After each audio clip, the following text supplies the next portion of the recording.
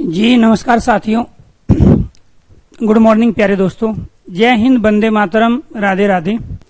आज की जो हमारी क्लास है उसमें टॉपिक है हमारा संधि, और संधि में आज स्वर संधि के जो 5 भेद होते हैं उनमें से 4 हम कंप्लीट कर चुके हैं, और 5वां जो भेद है वो पढ़ेंगे हम अयादि संधि।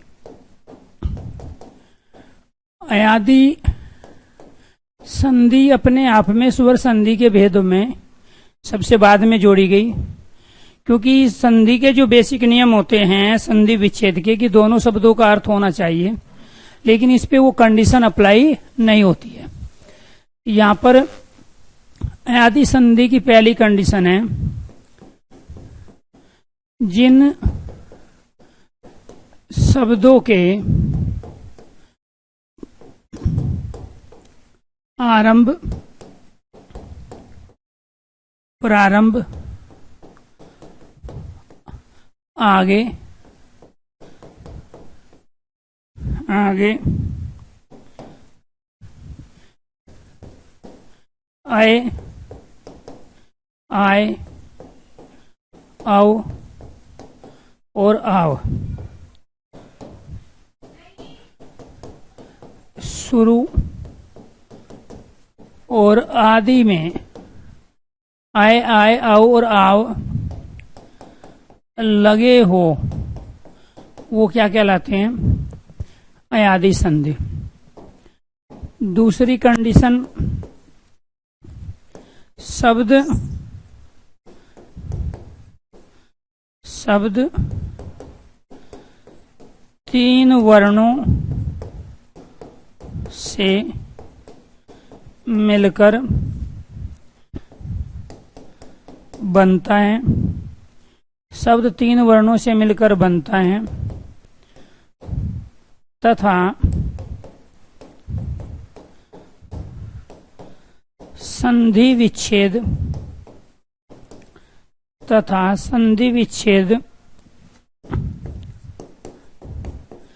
करने पर शब्दों के अर्थ नहीं होते हैं। शब्दों के अर्थ नहीं होते हैं।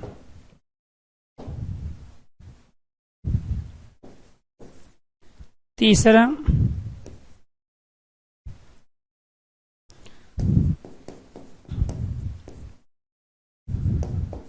शब्द के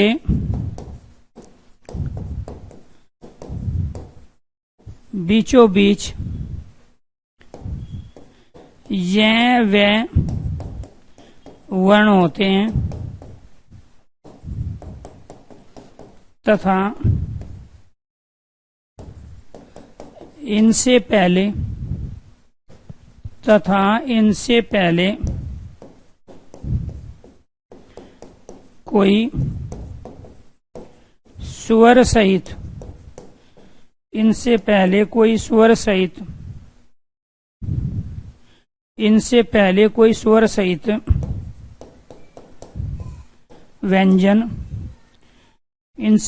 कोई स्वर सहित व्यंजन होता है।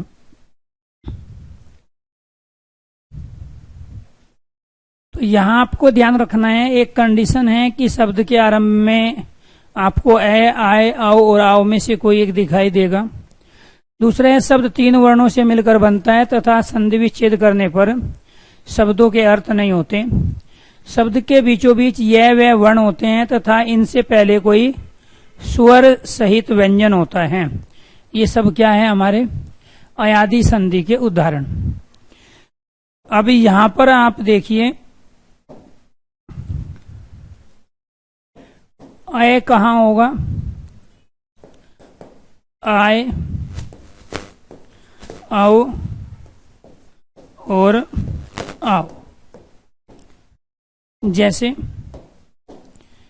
यहां शब्द आ गया नयन, चयन, गयन,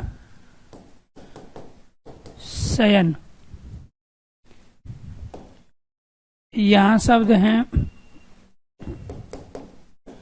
नायक, गायक,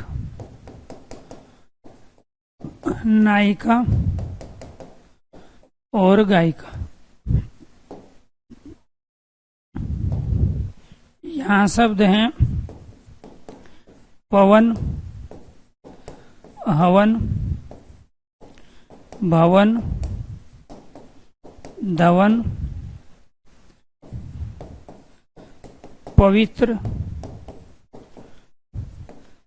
कवक।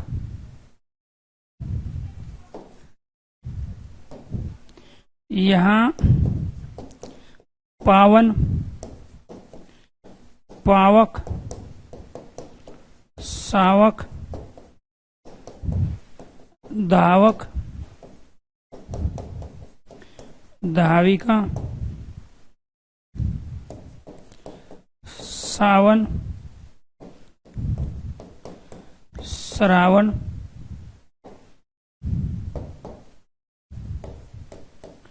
और श्रवण। ये सारे के सारे क्या हैं हमारे, आपको ध्यान रखना है, अयादि संधि के उदाहरण। ऐसे ही नाविक,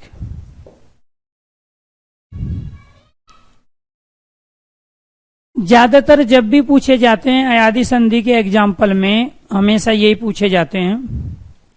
ठीक है, ये आपको ध्यान रखना है। और साथ के साथ इन पर ये तमाम जो कंडीशन है हमारी तीनों अयादि संधि की, ये भी अप्लाई हो रही है। यहाँ पर दोस्तों आपको ये ध्यान रखना है, ये दो शब्दों से मिलके शब्द बना है। एक इसमें अय है और दूसरा इसमें आदि है। अय का मतलब होता है यहाँ पे ये अय, आय, औ और आओ। आदि का मतलब होता है आगे, आरंभ, शुरू या प्रारंभ। यहाँ पर आदि के ये सारे जो मीनिंग है, आदि का अर्थ आरंभ भी होता है, आगे भी होता है, शुरू भी होता है और आरंभ भी होता है। तो जब किसी शब्द के आदि में अय, आय, औ और आव लगे हो तो वो क्या कहलाते हैं, अयादि संधि के उदाहरण कहलाते हैं। पहली कंडीशन अगर हम अप्लाई करके इन तमाम एग्जाम्पल पर देखें तो यहाँ इसमें यह ए है और इधर ये क्या है, ये। ऐसे यहाँ ये इसमें आ है और इधर या। ऐसे इसमें यहाँ पे ए और इधर क्या है, वे।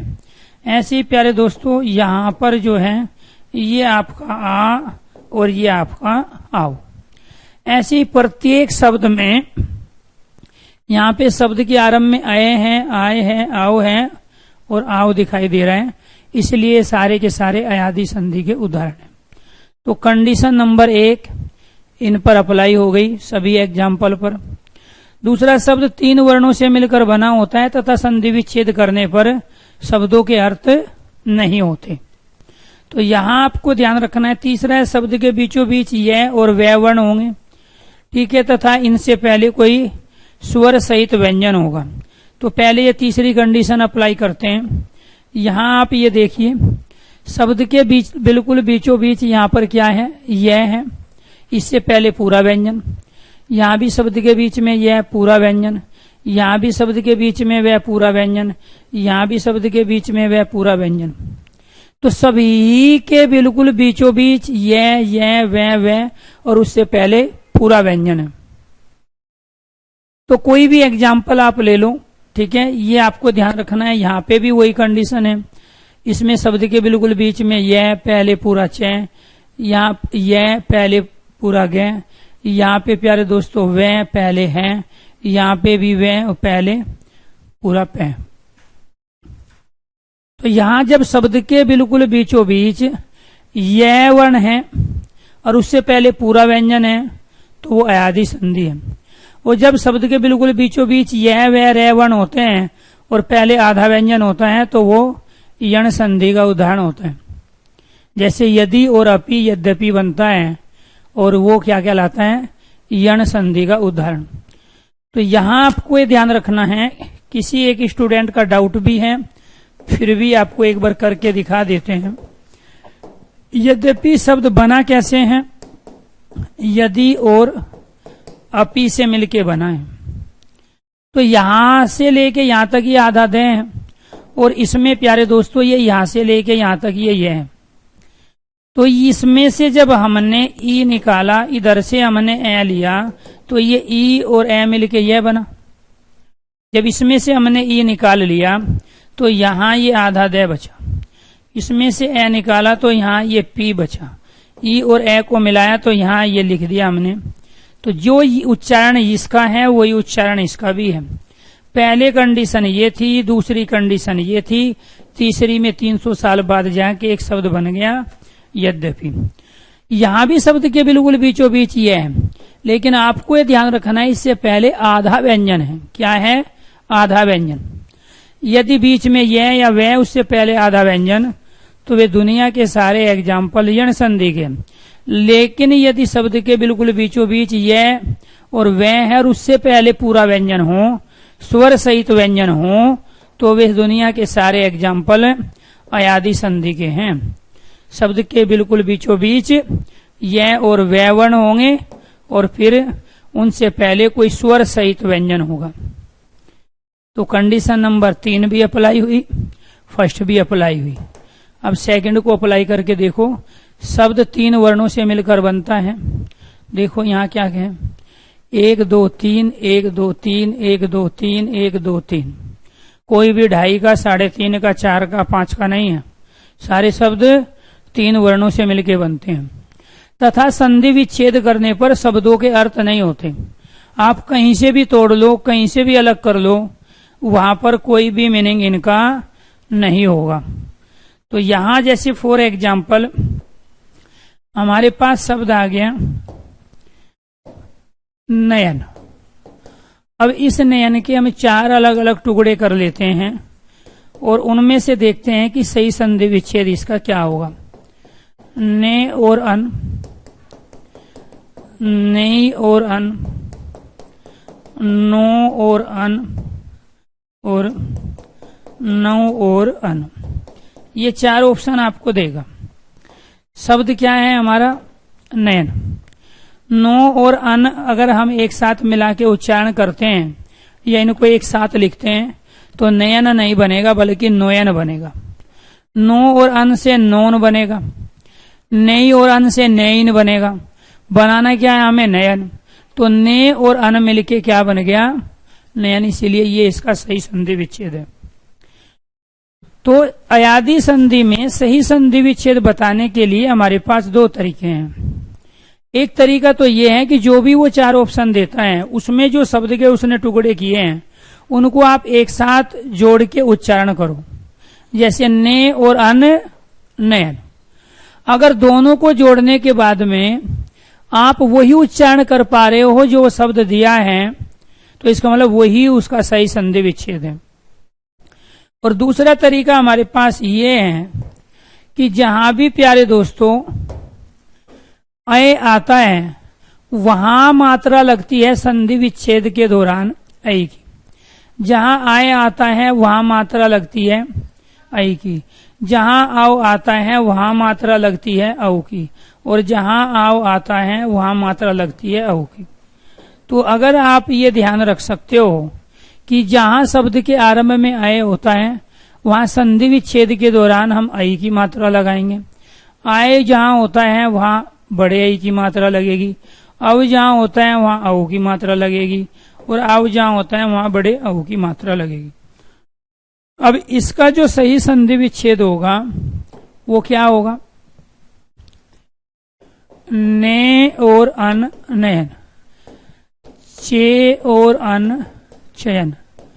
गे और अन, गयन। ऐसे ही से और अन, शयन। क्लियर? ये आपको ध्यान रखना है। इसके साथ साथ ये मैं अब हटा देता हूं, ये तो आपने समझ ही लिया है।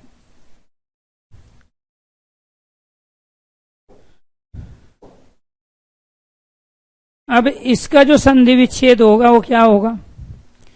इसका संधि विच्छेद होगा नई और अक, नायक। गई और अक, गायक। नई और इका, नायिका। और गई और इका, गायिका। ये इसका संधि विच्छेद होगा। इसका संधि विच्छेद क्या होगा, इसमें औ आएगा। पो और अन पवन, हो और अन हवन, भो और अन भवन, धो और अन धवन, पो और इत्र पवित्र, को और अक कवक, और स्रो और अन श्रवण। इस वाले न का न में परिवर्तन हो जाएगा। ये वाला जो न है इसका परिवर्तन किस में होगा, न में, क्योंकि अनुनासिक वर्ण है। शब्द का अर्थ बनाने के लिए अनुनासिक वर्ण आपस में परस्पर परिवर्तित हो जाते हैं। यहाँ पर इसका जो सही संधि विच्छेद होगा वो क्या होगा, पो और अन, यहाँ पे पौ और अक, यहाँ पे सौ और अक, यहाँ पे धऊ और अक, यहाँ पे धऊ और इका, और यहाँ पे सौ और अन, और यहाँ पे स्रो और अन श्रवण, और यहाँ पे नौ और एक नाविक। तो आपको ये शब्द वो जरूर देगा, तभी तो इनका संधि विच्छेद पूछेगा, तभी इनमें वो संधि पूछेगा। आपको ये ध्यान रखना है, जब शब्द के आरंभ में आए हैं तो मात्रा आप ऐ की लगाओ, एक मात्रा होती है इसकी। जब शब्द के आरंभ में आए हैं तो मात्रा बड़े ऐ की लगाओ। जब शब्द के आरंभ में आओ है तो मात्रा औ की लगाओ, और जब शब्द के आरंभ में आओ है तो मात्रा बड़े औ की लगाओ। यहाँ मात्रा एक लगी हुई है, ये रही। यहाँ मात्रा दो लगी है ऐ की। यहाँ मात्रा पौ की है एक, यहाँ मात्रा पौ की दो मात्रा है। ये छोटी सी चीज आपको याद रखनी थी, और इन्हीं एग्जाम्पल में से ही अयादी संधि पूछी जाती है। क्लियर?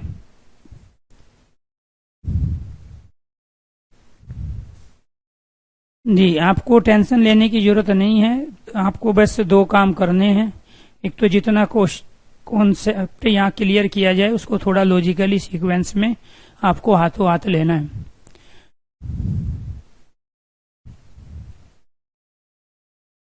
तो अविनाश की समस्या है कि अविनाश के हिंदी में जो क्वेश्चंस हैं वो सारे के सारे सही नहीं होते। तो सारे क्वेश्चन सही तब होंगे जब ढंग से आप कॉन्सेप्ट पढ़ोगे। और जो यूट्यूब की जो क्लास है, जो मैं एक 8 बजे ले रहा हूँ सिलेक्शन दरबार पे, जिसमें मिक्स क्वेश्चन करा रहा हूँ, और जिसमें टीचिंग के जो एग्जाम है UP TET, super TET, DSSS, उन 3 भर्तियों को ही मैं टारगेट किया हूँ। तो वहाँ जितने भी क्वेश्चन है वो सारे के सारे टीचिंग के एग्जाम को ही ध्यान में रख के मैं कराता हूँ, वो भी विद सोल्यूशन। ठीक है, तो उम्मीद करता हूँ 2 क्लास हो चुकी हैं, आप में से हर बच्चा उस क्लास को अटेंड कर रहा होगा। आज तीसरी क्लास होगी शाम को 8 बजे सिलेक्शन दरबार यूट्यूब चैनल पर। इसके बाद हिंदी की जो क्लास है वो मैं वर्णमाला की क्लास से शुरू कर रहा हूँ, क्योंकि वर्णमाला की ऑलरेडी क्लासें मैं आपको दे चुका हूँ। तो वहां से आप वो सारे के सारे थ्योरी कॉन्सेप्ट को आप सुनोगे, समझोगे, और उसके बाद वर्णमाला की प्रैक्टिस आज शाम को 9 बजे हिंदी भाई और 59 यूट्यूब चैनल पे करोगे। देने को तो मैंने सारे अयादी संधि के एग्जाम्पल यहाँ भी दे दिए। अब इसी से मैं क्वेश्चन बनाने लगू तो 30 क्वेश्चन तो मैं इसी से बना सकता हूँ। तो कहने का मतलब ये हुआ कि अगर आप यहाँ शिद्दत के साथ समझते हो चीजों को, तो फिर आपको कहीं भी वक्त देने की, किसी भी कंटेंट की आवश्यकता नहीं पड़ेगी। लेकिन रीजन क्या है कि आपको 1 या 2 ही मौके सरकारी नौकरी के लिए मिलते हैं और वो आपको भुनाने हैं, इसलिए आपको अपनी तरफ से कोई कसर नहीं छोड़नी है।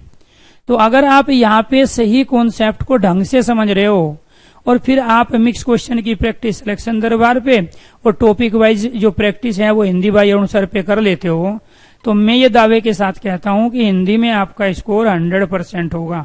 जितने क्वेश्चन आपके पेपर में पूछे जा रहे हैं, चाहे प्यारे दोस्तों वो DSSS, PRT, TGT, PGT के 20 क्वेश्चन हो, चाहे वो KVS में पूछे जाने वाले 30 क्वेश्चन हो, या फिर प्यारे दोस्तों यूपी टेट में पूछे जाने वाले 30 क्वेश्चन हो, या फिर सुपर टेट में पूछे जाने वाले 20 क्वेश्चन हो, जब तक आप ये सारे के सारे सही नहीं करोगे तब तक फिर आपका जो स्कोर है, जो मेरिट के लायक होना चाहिए, वो नहीं होगा।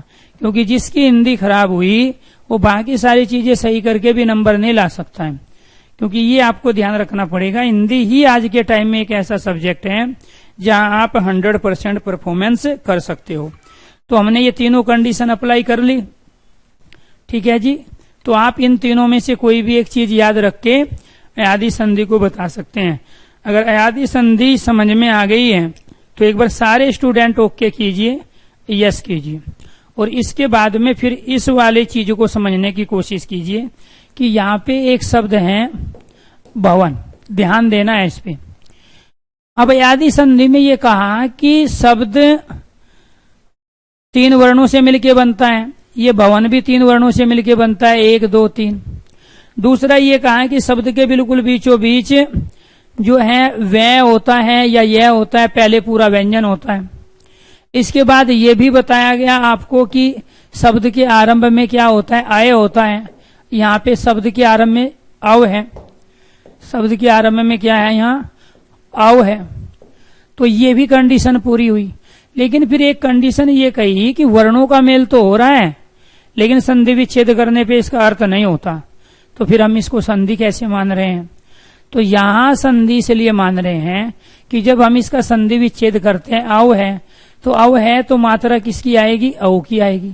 तो पहले वाले वर्ण के साथ हमने अव की मात्रा लगाई, बाद में क्या बच गया, यहां से अन बचा। क्या बच गया बाद में, अन। ये इसका संधि विच्छेद हो गया। अब दूसरी चीज आपको यहां से ये समझनी है कि ये जो बना है ये आधा भय और अव से मिलके बना है, और बाद में यहाँ क्या है आपका, ये अन है। फिर इसके बाद आपको ये समझना है कि ये वाला जो वर्ण है ये भी ए और ऊ से मिलके बना है, और इधर आपका ये क्या है, अन है। फिर आपने ये अब तक समझा है कि हम हमेशा एक तो अंतिम वर्ण लेते हैं, अंतिम वर्ण यहाँ ऊ है, एक हम यहां से बाद वाला वर्ण लेते हैं। ऊ और ए मिलके प्यारे दोस्तों क्या बना, ऊ और ए मिलके बना वह। तो जब यहां से हमने ऊ लिया, क्योंकि इसका जो अंतिम वर्ण है वो अऊ है और अऊ भी बना है और ऊ, तो यहां पहले वाले में से अंतिम तो हमने ये लिया ना, और बाद वाले का पहला लेते हैं तो बाद वाले का पहला ये लिया, ऊ और ए को मिला के वह बना। तो ये आपको ध्यान रखना पड़ेगा कि यहां पर ये भय और ए मिलके तो बन गया, ये बच गया ना आपका भाई, यहां से तो ऊ ले लिया आपने, आधा भय और ए को मिलाया पूरा भय बना। इसके बाद जब आपने ए यहां ले लिया तो ये न बचा, न आपने ये ले लिया, ऊ और ए को मिला के क्या बन गया आपका, वह।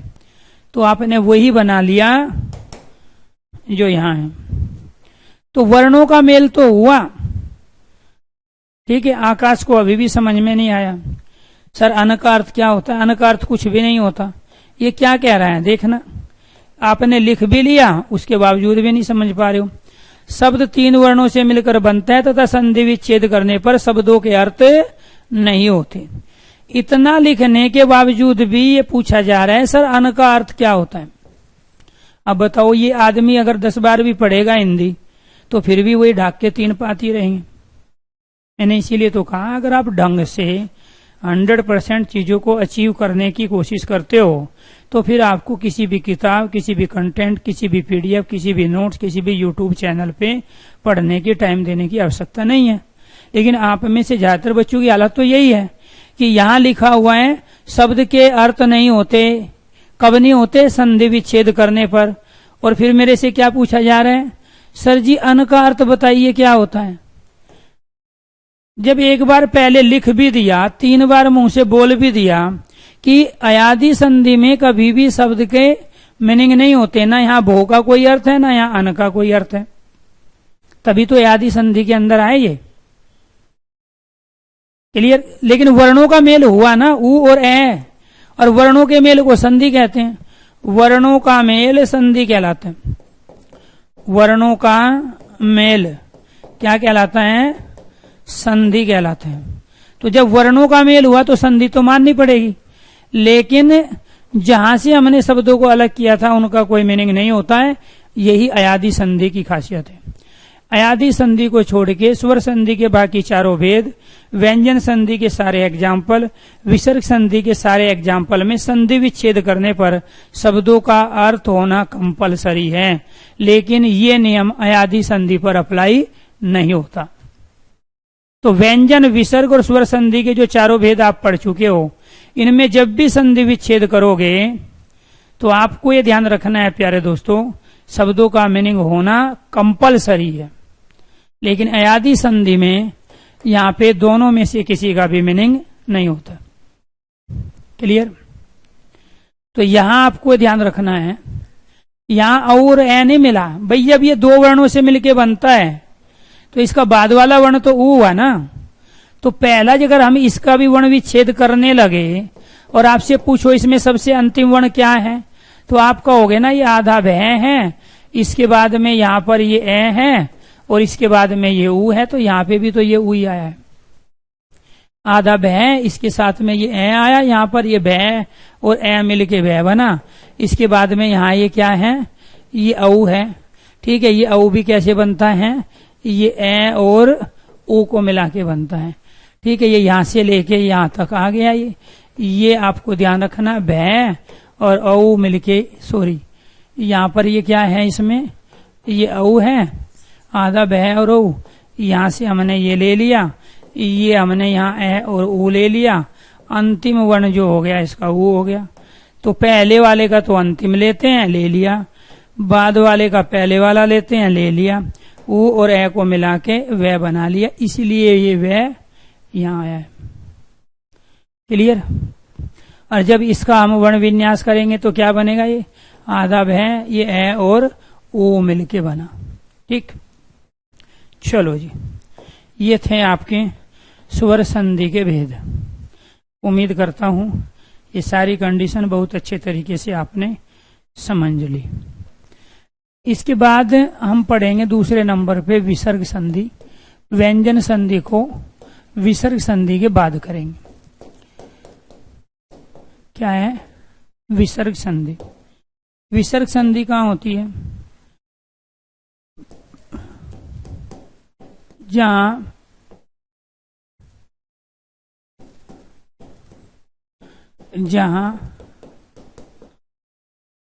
विसर्ग का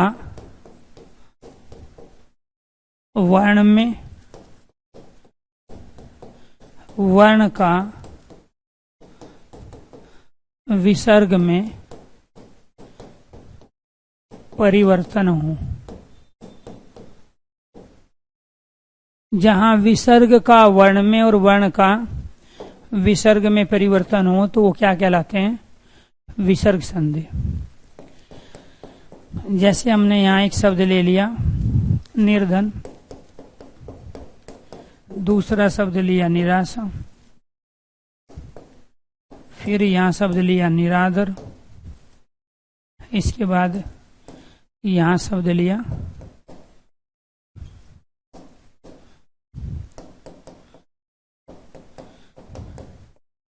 निःशुल्क। तो आपको ये ध्यान रखना है, यहाँ जब हम इसका संधि विच्छेद करेंगे तो क्या कहेंगे, ये निर और धन हो गया, यहाँ ये निर और आशा हो गया, यहाँ ये निर और आदर हो गया, यहाँ ये नी और शुक्ल, नी शुल्क, बिना पैसे के।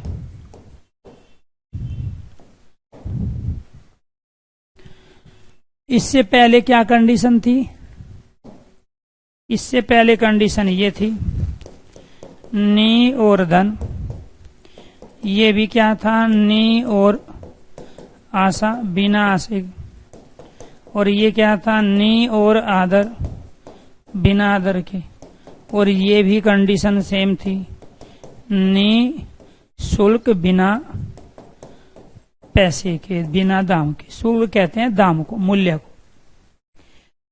अब यहां पर आपको ये ध्यान रखना है, इस विसर्ग का रे में रे का विसर्ग में परिवर्तन, विसर्ग का रे में रे का विसर्ग में, विसर्ग का रे में रे का विसर्ग में, विसर्ग का विसर्ग में परिवर्तन हुआ है।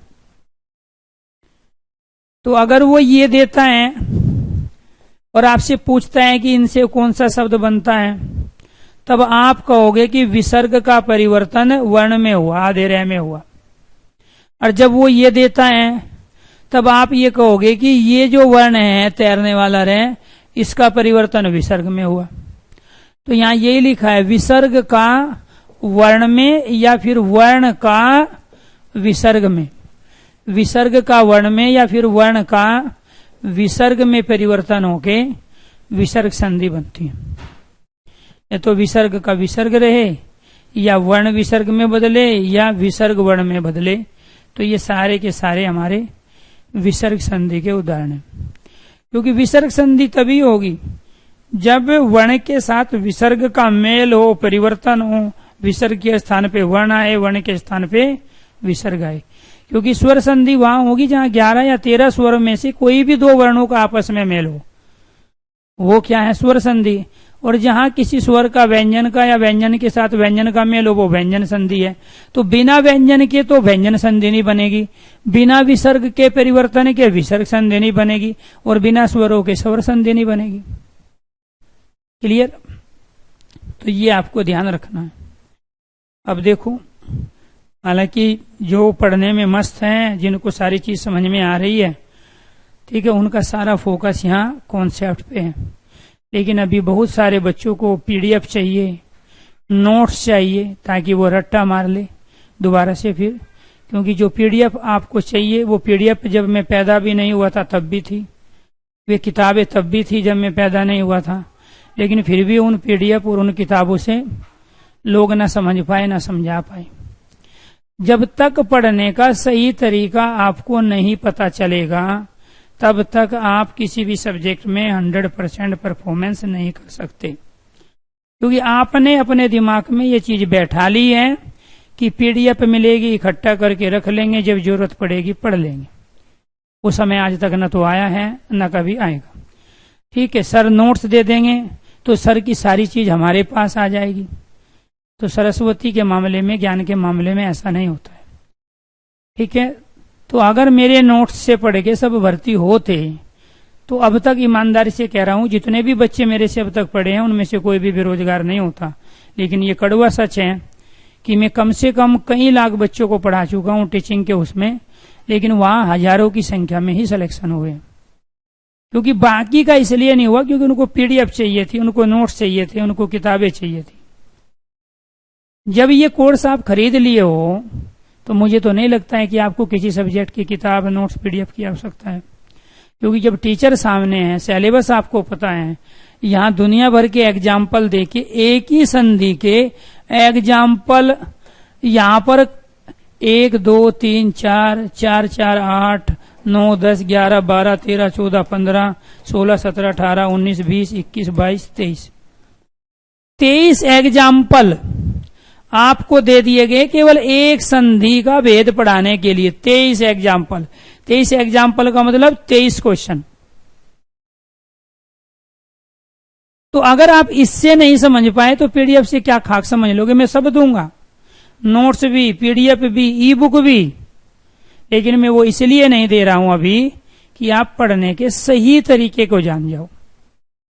जब सही टीचर, सब्जेक्ट का एक्सपर्ट आपके सामने हो, तो फिर उसके द्वारा बनाई गई पीडीएफ या किसी पीडीएफ नोट्स की किताब की कोई औकात नहीं बचती है। लेकिन आप तो यही चीजें हैं कि आपको तो बुजुर्ग आदमी की तरह चीजों को इकट्ठा करके रखना है। कब्र में पैर चले गए हैं, लेकिन फिर भी चीजों को इकट्ठा करके रखना है।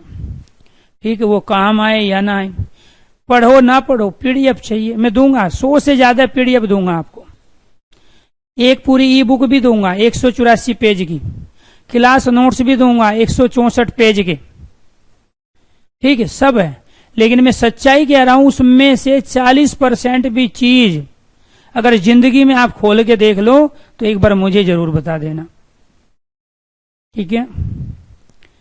आपको केवल चाहिए, वो आदत पड़ी हुई है ना, इधर से भी आने दो, इधर से भी आने दो, इधर से फ्री में आने दो, इधर से कुछ फ्री में कुछ सस्ता आने दो।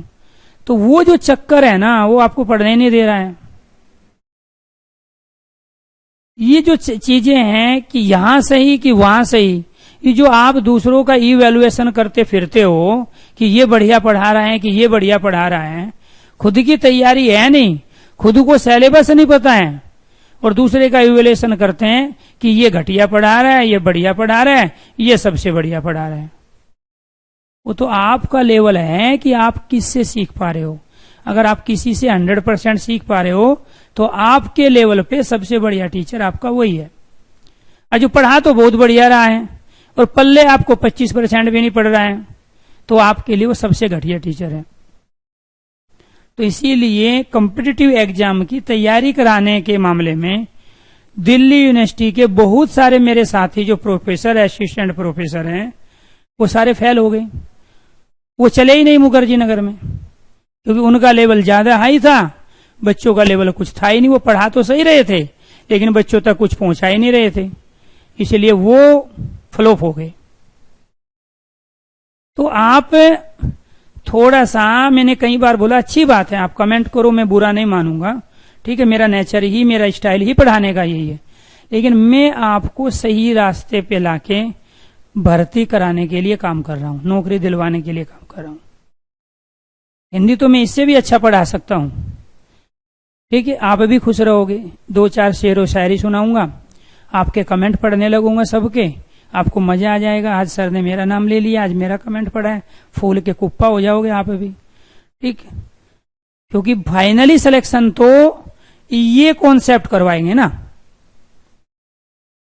आपके कमेंट लेके उसका जवाब देने से 100 बच्चों ने 100 कमेंट में 100 क्वेश्चन पूछे और 100 क्वेश्चन का मैंने जवाब दे दिया और उसमें से नहीं आने 2 क्वेश्चन भी, तो फिर फायदा क्या हुआ 1 घंटे में 100 क्वेश्चन कराने का आपको। जिस दिन ये कॉन्सेप्ट क्लियर हो जाएगा उस दिन आप भर्ती हो जाओगे, ठीक है। मैं सारे कमेंट पढ़ भी रहा हूं, लेकिन मैं आपको पढ़ के सुना नहीं रहा हूं, क्योंकि मेरा पढ़ाने का तरीका अलग है, ठीक है। तो यहां पे आते हैं, तो इसीलिए मुझे रोज आप लोगों को समझाना पड़ता है कि पढ़ने के उस बेहतरीन तरीके को आप अपनाओ, ठीक है, ठीक है, जिससे वास्तव में आप एक सरकारी नौकरी टीचिंग की ले लो, टीचर की ले लो। चलो जी आगे दूसरी कंडीशन देखते हैं। दूसरी कंडीशन क्या है हमारी, विसर्ग संधि में विसर्ग का विसर्ग में परिवर्तन, विसर्ग का विसर्ग में परिवर्तन। जैसे यहां शब्द ले लिए हमने,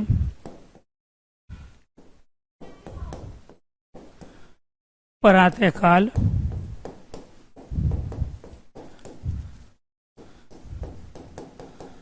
पुनः आगमन,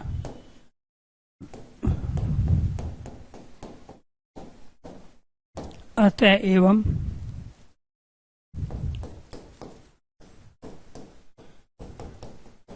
निशब्द,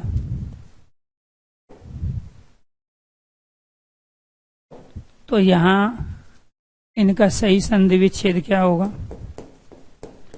प्रातः और काल, पुनः और आगमन, अतः और एवं, नि और शब्द, निशब्द। यहां पर क्या है, विसर्ग का विसर्ग में परिवर्तन, विसर्ग का विसर्ग में परिवर्तन, तो यहां कोई चेंज नहीं हुआ, विसर्ग का विसर्ग में परिवर्तन हो गया। एवं मतलब ही होता है, ठीक है, निशब्द मतलब बिना शब्द के हैं, पुनः आगमन मतलब दोबारा आना, प्रातः काल सुबह का समय। तो ये सारे विसर्ग संधि का उदाहरण है यार। इन पे कौन सा नियम काम कर रहा है, विसर्ग का विसर्ग में परिवर्तन। तो यहां विसर्ग किसी वर्ण में नहीं बदलेगा, बल्कि विसर्ग में ही रहेगा। तो ये क्या कहलाया, विसर्ग का विसर्ग में परिवर्तन। तीसरी कंडीशन, इसको बोलते हैं तैरने वाला रे, रेप वाला रे बोलते हैं। रे का विसर्ग में, रे का विसर्ग में परिवर्तन। तो यहां पर ये रे है, किस में बदलेगा? विसर्ग में। और ये विसर्ग किस में बदलेगा? रे में। बात एक ही हुई। जैसे निर्विरोध, निर्दय, निर्मम,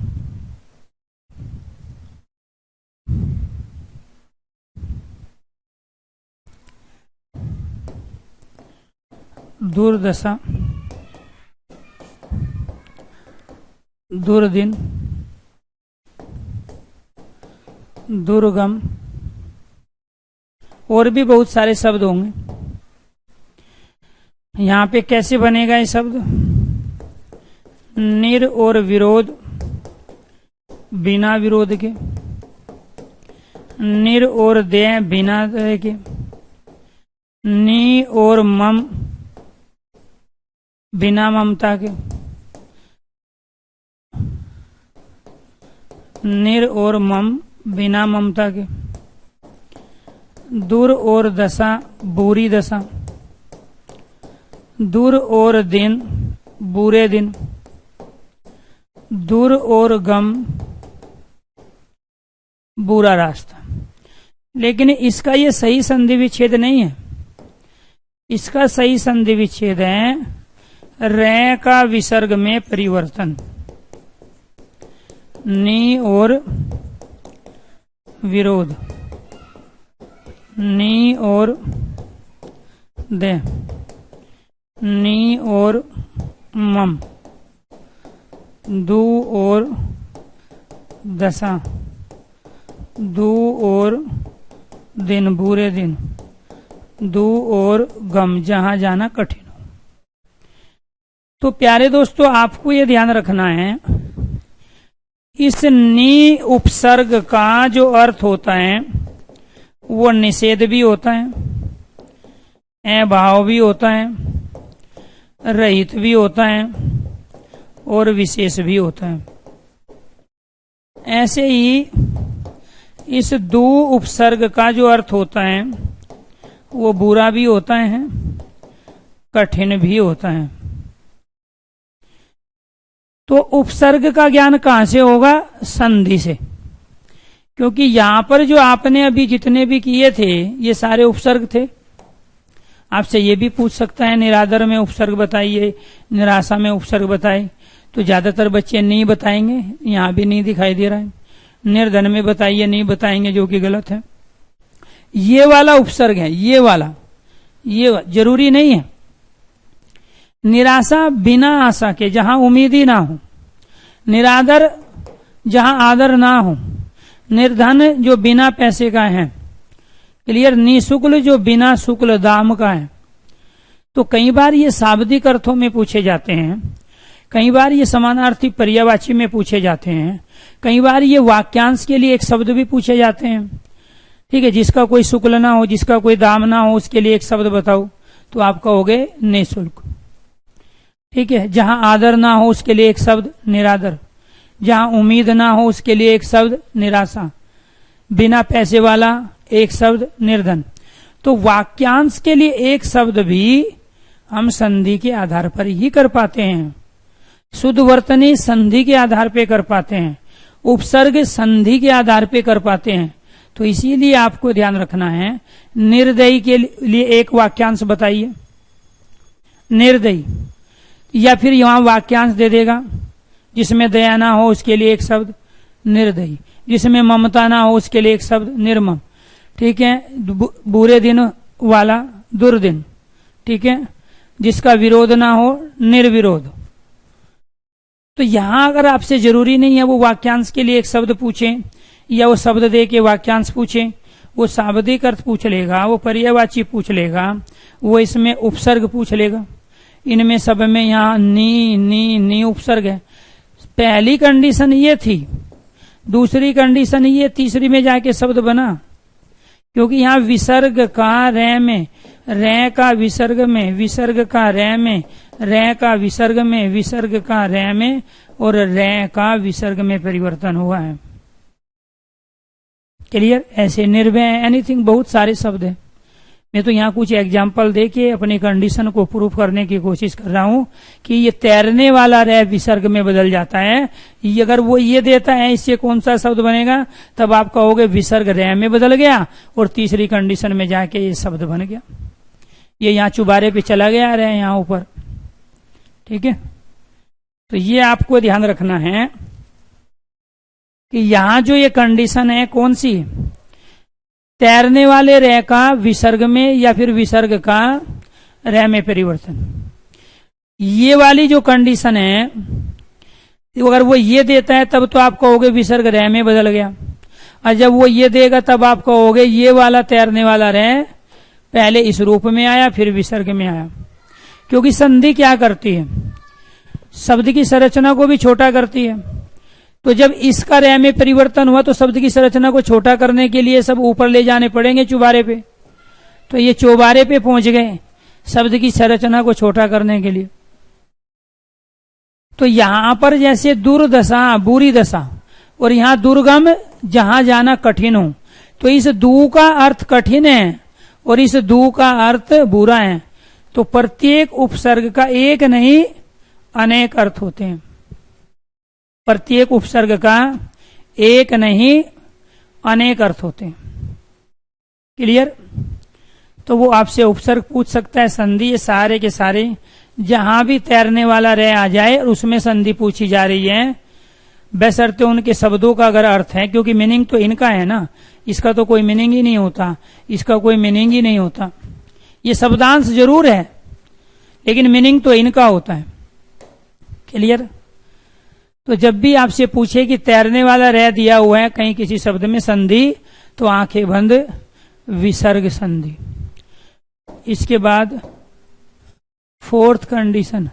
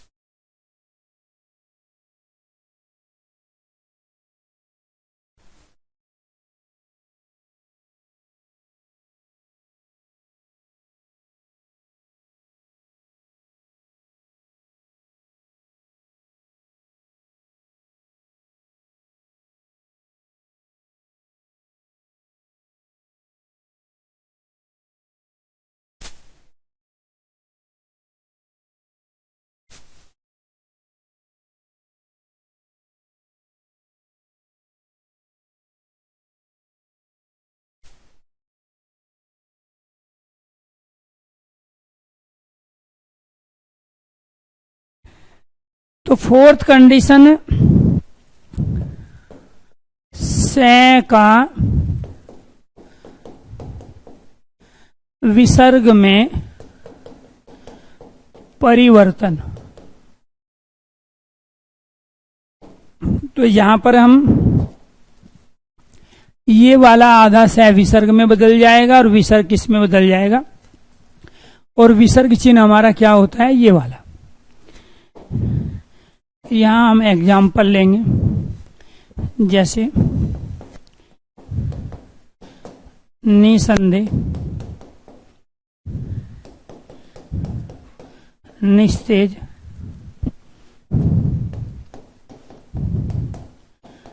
दुस्साहस,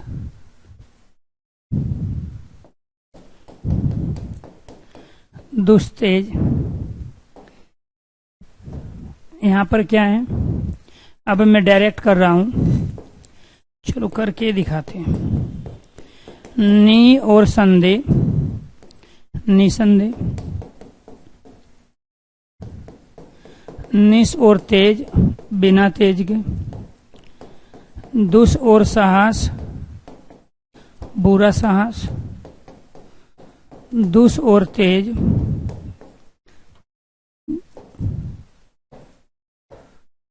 यहां पर क्या हो गया, निसंदेह, यहां पे निस्तेज, यहां पे दुस्साहस, यहाँ पे दुस्तेज।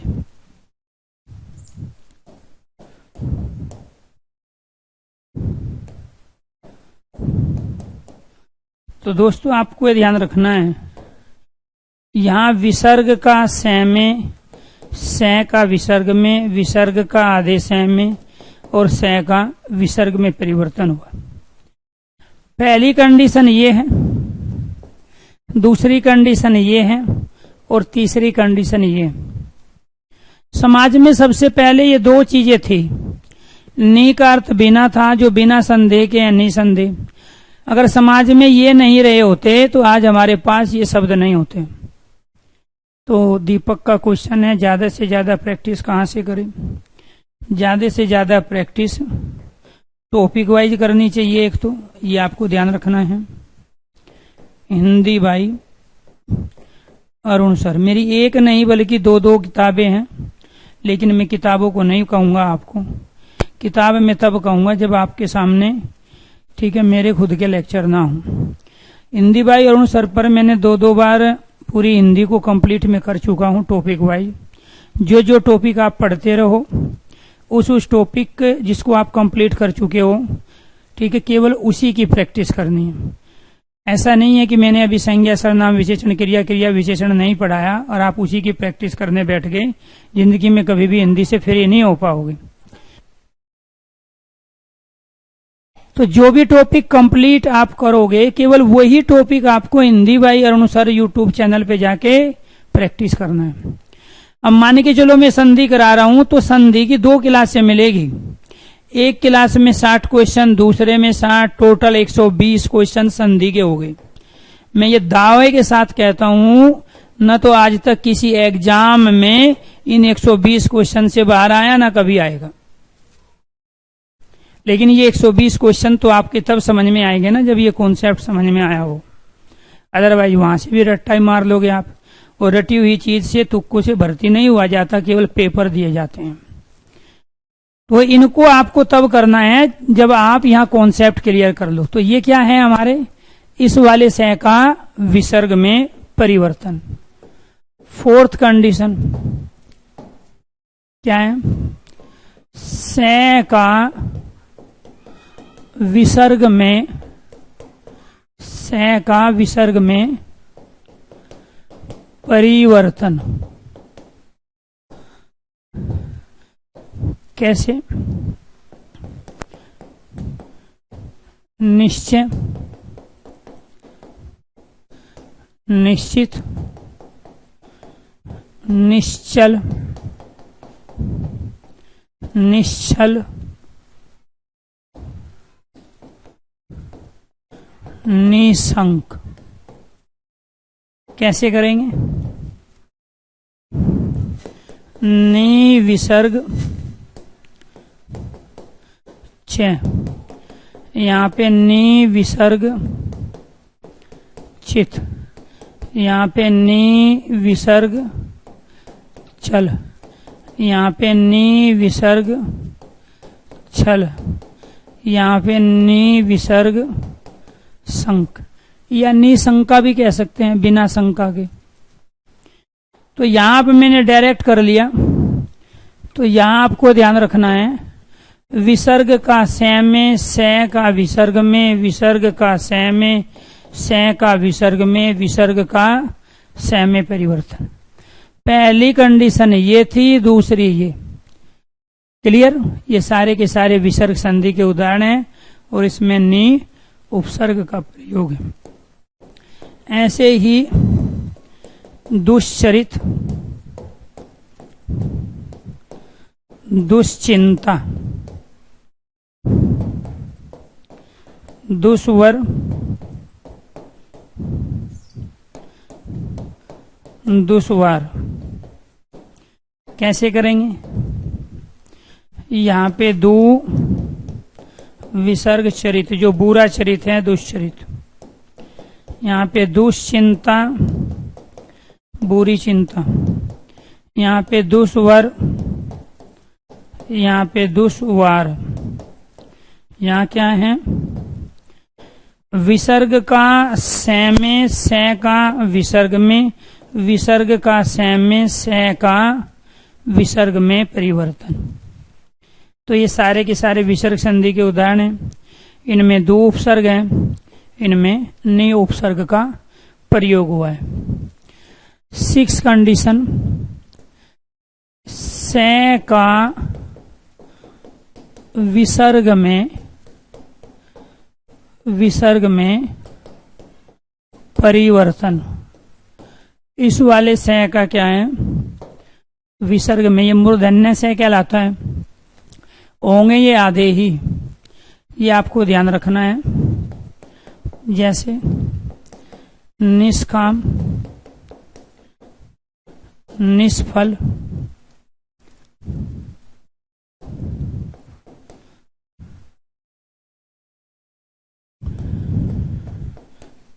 दुष्कर, दुष्परिणाम।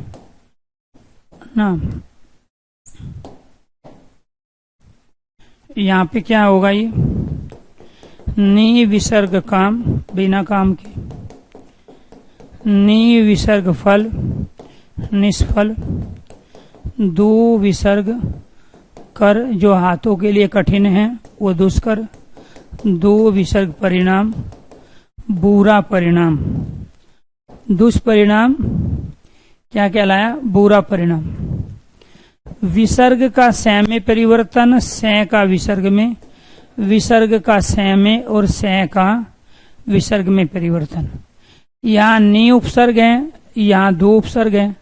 दुष्कर कहते हैं हाथ को, दू कहते हैं कठिन को। जो हाथों के लिए कठिन होता है वो कहलाता है दुष्कर कार्य। दुष्परिणाम, बुरा परिणाम, निष्फल, बिना फल के, निष्काम, बिना काम के। तो यहाँ उपसर्ग भी पूछ सकता है, संधि भी पूछ सकता है, शाब्दिक अर्थ भी पूछ सकता है। अब तक आपने ये 6 कंडीशन पढ़ी। इन 6 कंडीशन को बोल के आप केवल ये याद रख सकते हो कि जो विसर्ग होता है वो विसर्ग में बदल जाता है। जो तैरने वाला रहे हैं वो भी विसर्ग में बदल जाता है। ये जो आधाशय है ये भी विसर्ग में बदल जाता है। ये जो आधाशय है ये भी विसर्ग में बदल जाता है। और ये जो आधाशय है ये भी विसर्ग में बदल जाता है। और यहाँ हम क्या लिखेंगे? यहाँ हम लिखेंगे विसर्ग। कौन सा विसर्ग? ये वाला। और यहाँ क्या लिखेंगे हम? यहाँ लिखेंगे परिवर्तन। क्या लिखेंगे? परिवर्तन। यहाँ क्या लिखेंगे? परिवर्तन। ठीक है जी। तो आपको ये ध्यान रखना है, ये क्या कहना चाह रहे हैं कि ये जो कंडीशन है ये विसर्ग में बदल जाती है, या फिर हम ये कहेंगे ये विसर्ग इन सब में बदल जाते हैं। विसर्ग संधि का पहला नियम, पहली कंडीशन यही है। जो भी मैंने अब तक पढ़ाया उस सब को भूल जाओ। आपको बस इतना ध्यान रखना है, यदि किसी शब्द के साथ में विसर्ग आ रहा है तो ये विसर्ग में परिवर्तित हो जाता है। तैरने वाला रह आए, तीनों तरह के आदेश से आए तो ये विसर्ग में बदल जाते हैं।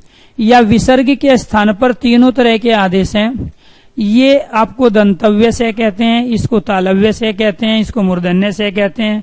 ये सपेरे वाला से होता है, सलजम वाला से, ये षटकोण वाला से, लेकिन होते आधे ही है। पूरा कभी नहीं बदलेगा, जब ये आधे होंगे वो ही बदलते हैं। तो ये पहली कंडीशन आपकी किसकी बन गई? विसर्ग संधि की। अगर यहाँ तक चीजें आपने समझ ली है तो प्यारे दोस्तों एक बार सारे स्टूडेंट ओके कीजिए, यस कीजिए। दूसरी जो कंडीशन है उसको करवाएंगे हम कल क्लियर। दूसरी कंडीशन क्या है? दूसरी कंडीशन है ये वाले, मन के विसर्ग का। दूसरी कंडीशन हमारी ये है मन के विसर्ग का। यस के विसर्ग का, तप के विसर्ग का, अध के विसर्ग का, पय के विसर्ग का, सत के विसर्ग का, रज के विसर्ग का, तम के विसर्ग का, औ में परिवर्तन और वे के विसर्ग का। इन सब का परिवर्तन कहाँ हो जाता है? औ में हो जाता है। इन सब का परिवर्तन कहाँ होगा? औ में। तो ये सब औ में परिवर्तित हो जाते हैं। ये आपकी दूसरी कंडीशन है जिसके एग्जाम्पल मैं कल दूंगा। तो यहां आपको ये ध्यान रखना है प्यारे दोस्तों, अगर किसी शब्द का पहला शब्द मन, यस, तप, अद, पे, सत, रज, तम, वे हैं तो ये हमेशा विसर्ग के साथ आते हैं और इन विसर्ग का औ में परिवर्तन हो जाता है या ये औ के स्थान पर ये आ जाते हैं। तो विसर्ग संधि की एक कंडीशन ये है और विसर्ग संधि की दूसरी कंडीशन हमारी ये है। अब तक आपने जितनी भी क्लासें अटेंड की उसमें से आपने जितना भी समझा है 80%, 90%, 100%, एक बार आप मुझे जरूर बताइए ताकि मैं और भी दूसरे तरीके हैं हिंदी को पढ़ाने का। अगर आप सक्सेस नहीं हो रहे हैं, हम सफल नहीं हो रहे हैं आपको समझाने में, फिर किसी दूसरे मेथड का प्रयोग करेंगे यहाँ पे इन तमाम टॉपिक को समझाने के लिए। तो जिसने जितना % समझा है एक बार कमेंट बॉक्स में कमेंट करके बताइए। जी जी, वेरी गुड।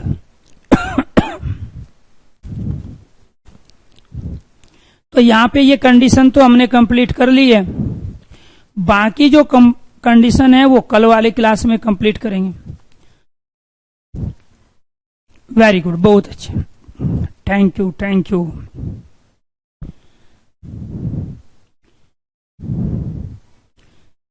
ठीक है, आज के लिए इतना ही क्योंकि समय हो गया है। बाकी कल करेंगे इस दूसरी कंडीशन को कंप्लीट। तब तक सभी दोस्तों को नमस्कार, धन्यवाद।